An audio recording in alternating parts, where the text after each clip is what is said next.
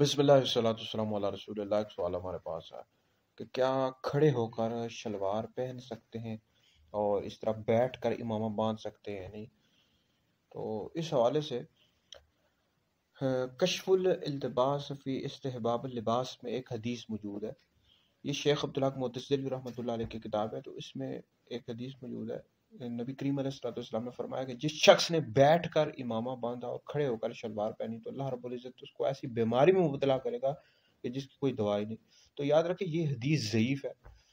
तो बहरहाल खड़े होकर शलवार पहन सकते हैं, जायज़ है। इस तरह बैठ कर भी इमामा बांध सकते हैं। अब बेहतर यह है कि आप खड़े होकर इमामा बांधें और बैठ कर शलवार पहने। बहरहाल अगर कोई खड़े होकर भी शलवार पहनता है तो जायज़ है, गुनाह नहीं है।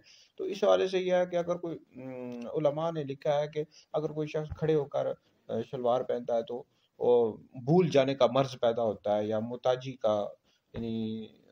का ये बाइस है, मुताजी का सबब है। लेकिन बहरहाल अगर कोई शख्स बैठ कर भी जो है इमामा बांधता है या खड़े होकर कोई शलवार पहन लेता है तो इसमें कोई हर्ज नहीं है। ठीक है जी, पहन सकते हैं, जायज़ है।